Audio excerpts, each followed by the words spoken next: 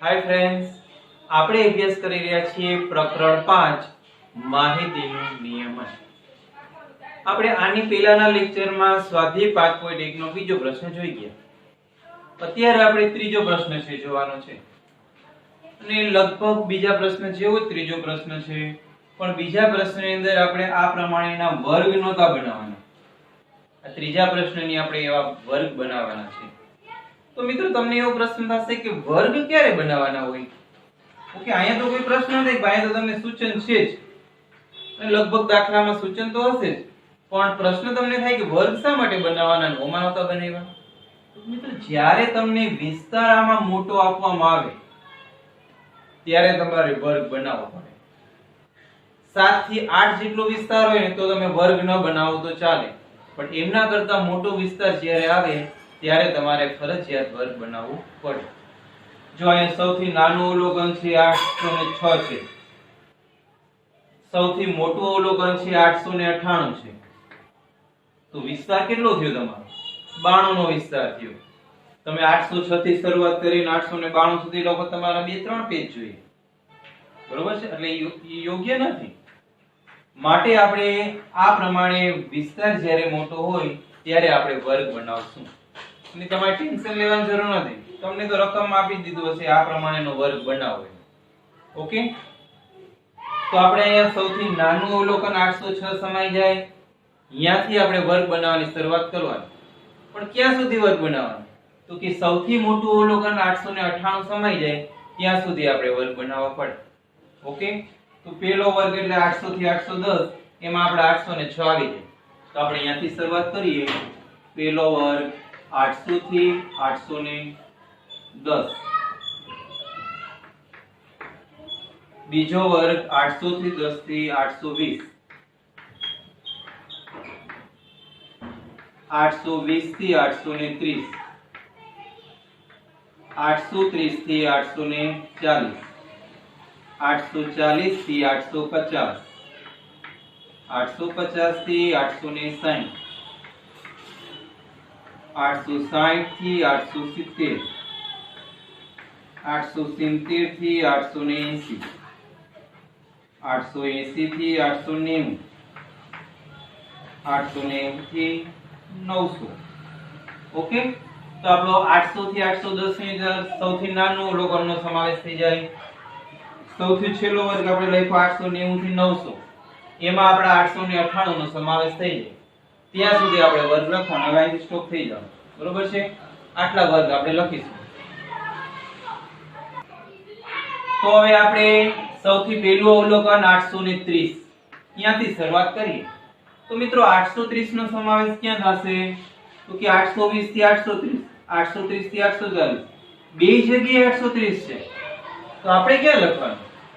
તો મિત્રો જ્યાં 830 આપવામાં આવેલો હોય એની નીચે 830 વર્ગ જે આપવામાં આવેલો હોય અહીંયા સમાવેશ કરવાનો.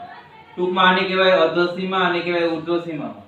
તમારા 830 નો સમાવેશ છે એ અધસીમામાં થવો જોઈએ, ઉર્ધ્વસીમામાં નહીં. આ ઉર્ધ્વસીમા કહેવાય, આ અધસીમા કહેવાય. ઓકે, તો 830 આપણે અહીંયા લખશું. પછી છે 835, તો 835 નો સમાવેશ ક્યાં થશે? 830 થી 840, 890, તો 890 નો સમાવેશ ક્યાં થશે? ફરીથી જ પ્રશ્ન આવ્યો. 880 થી 890 અહીં છે, 890 થી 900 અહીંયા પણ 890 છે, પણ આપણે સમાવેશ ક્યાં કરવાની વાત કરી? નીચલા વર્ગમાં અધઃ સીમામાં સમાવેશ થવો જોઈએ. તો આપણે 890 નો સમાવેશ અહીંયા કરશું. ઓકે, પછી છે 810. હવે દર વખતે આપણે એ નહીં સમજાવીએ, હવે તમને સમજાઈ ગયું છે. તો 810 આપણે અહીંયા આવૃત્તિ ચિહ્ન કરશું. 835, 835 આવશે 830 થી 840 માં. 836 એ પણ આવશે અહીંયા 830 થી 840 માં. 869 એ પણ આવશે 800, એ આવશે 860 થી 870 માં. 845 એ આવશે 840 થી 850 માં. 898 નો સમાવેશ થાય 890 થી 900 માં. ઓકે, 890 તો 890 નો સમાવેશ પણ યાદ થશે 890 થી 900 માં. પછી છે 820, 820 નો સમાવેશ થાય 820 થી 830 માં. 860, 860 નો સમાવેશ થશે 860 થી 870 માં. 832, 832 નો સમાવેશ થશે 830 થી 840 માં. હવે જો મિત્રો આ પાંચમો લીટો છે એ આપણે આડો કરવાનો. ઓકે, એ તો ખ્યાલ જ છે, આગલા લેક્ચરમાં આપણે વાત થઈ ગઈ છે. પછી છે 833, 833 પણ અહીં જ આવશે 830 થી 840 માં. 855, 855 આવશે 850 થી 860 માં. 845, 840 થી 850 માં. 804, 800 થી 810 માં. 808, 800 થી 810 માં. 812, 812 આવશે 810 થી 820 માં. 840, 840 આવશે તમારે 840 થી 850 માં. 885, 880 થી 890 માં. 835, 830 થી 840 માં. 835 ફરીથી આવ્યા એ પણ 830 થી 840 માં. 836, 836, 830 થી 840 માં. 878 એ આવશે 870 થી 880 માં. 840 એ આવશે 840 થી 850 માં. 869, 860 થી 870 માં. 890, 890 આવશે 890 થી 900 માં. 806, 806 આવશે 800 થી 810 માં. 840 એ આવશે 840 થી 850 માં. ઓકે, આ પાંચમો લીટો છે તો આપણે આડો કરશું. ઓકે, બધા અવલોકન આવી ગયા મિત્રો? બધા અવલોકન આવી ગયા હોય તો આપણે કુલ આવૃત્તિના ખાનામાં હવે મૂકી દઈએ. કુલ આવૃત્તિ કેટલી થવી જોઈએ? તમારે 30 કર્મચારીઓનું કીધેલું છે. જો 30 કારીગરો, આ જે અવલોકનો છે એ પણ 30 જ હશે. તો અહીંયા કુલ આવૃત્તિના ખાનામાં તમારે છેલ્લે સરવાળો 30 થવો જોઈએ. ઓકે, 3, 2, 1. પહેલાના 3, પછી 2, પછી 1, પછી આવે છે 5 ને 4 9, પછી 5, પછી 1, પછી 3, પછી 1, પછી 1 અને છેલ્લે આવે છે 4. ઓકે, હવે આનો આપણે સરવાળો કરીએ 30 થઈ જશે. 3 ને 2 5 ને 6 ને 9 15 ને 5 20 ને 1 21 ને 3 24 ને 25 ને 26 ને 26 ને 4. ઓકે, 30 આવી ગયા. બરોબર છે. તો મિત્રો અહીંયા આપણો આ દાખલો છે પૂરો થાય છે.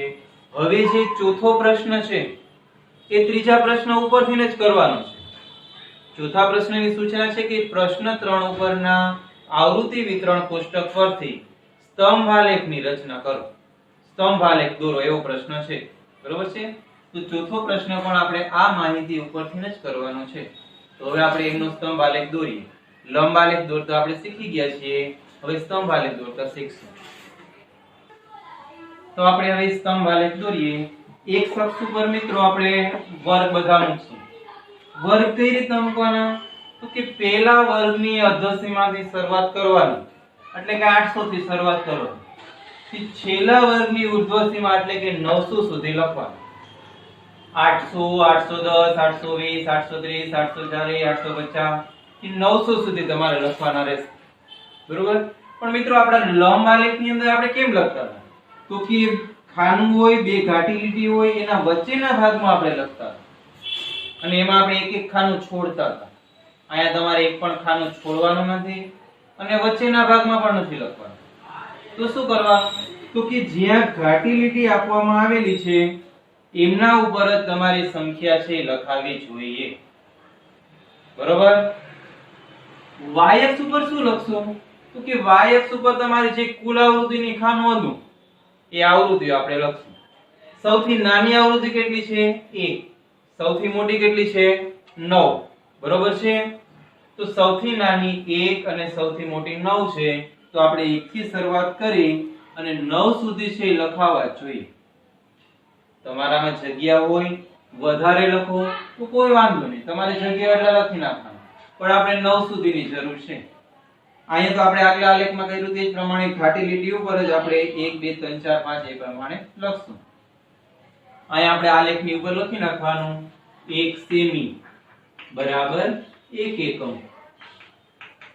આપણે 1 સેમી બરાબર 1 એકમ લીધું છે, કઈ જગ્યા છોડેલી નથી, 1 2 3 4 એમ કન્ટિન્યુ જ આપણે રાખેલું છે। ઓકે, તો હવે આપણે આલેખ દોરવાની શરૂઆત કરીએ। સૌથી પહેલો વર્ગ છે 800 થી 810 અને એમાં આવૃત્તિ કેટલી છે 3। ઓકે, તો આપણે 800 થી 810 માં 3 સુધી આપણે સ્તંભ દોરશું।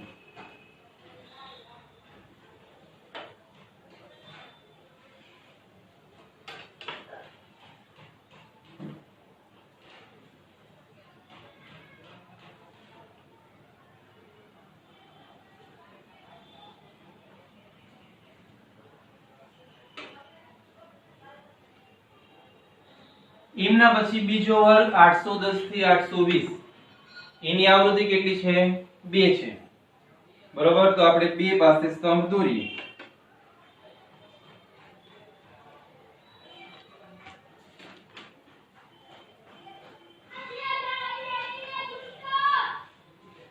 પછી છે 820 થી 830, એમાં આપેલા છે 1, તો 820 થી 830 માં આપણે 1 પાસે સ્તંભ દોરીએ।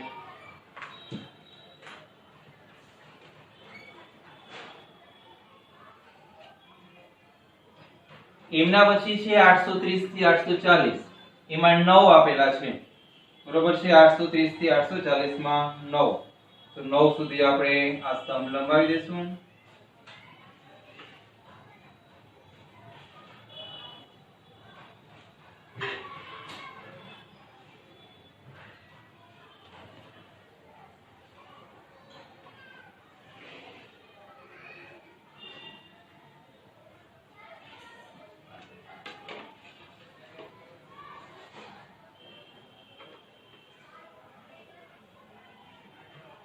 ઓકે, તો 830 થી 840 નું સ્તંભ દોરાઈ ગયું। અહીં તમે મિત્રો જોઈ શકશો કે લંબ આલેખ અને સ્તંભ આલેખમાં શું તફાવત છે। લંબ આલેખમાં બે સ્તંભ વચ્ચે જગ્યા રહેતી હતી, જ્યારે સ્તંભ આલેખમાં બધા સ્તંભ છે પાસ પાસે હોય, વચ્ચે ક્યાંય જગ્યા હોય નહીં। બસ આટલો માત્ર માઇનર ડિફરન્સ જ છે લંબ આલેખ અને સ્તંભ આલેખની વચ્ચે। ઓકે, હવે આપણે લઈએ 840 થી 850 નો વર્ગ। તો 840 થી 850 માં કેટલા છે 5, તો 5 પાસે આપણે સ્તંભ દોરીએ।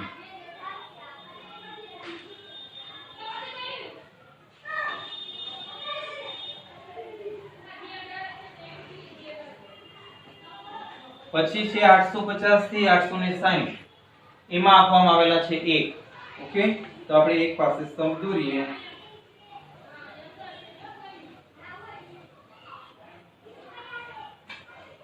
પછી છે 860 થી 870, એમાં છે 3, તો આપણે 3 નો સ્તંભ દોરીએ।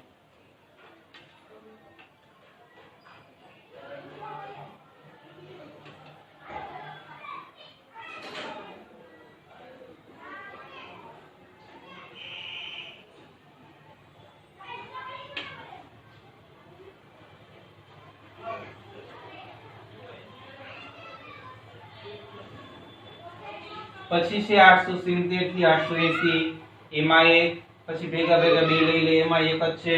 ઓકે, 880 થી 890 માં પણ એક જ છે, બેયના સ્તંભ જ દોરી નાખીએ।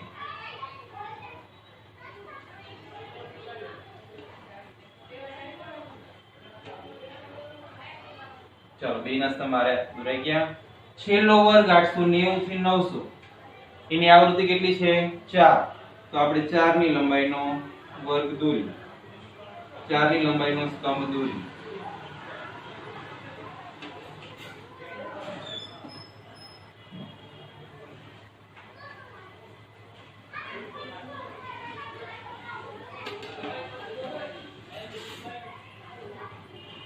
તો મિત્રો સ્તંભ આલેખ આપણો કમ્પ્લીટ થઈ ગયો, સમજાઈ ગયો।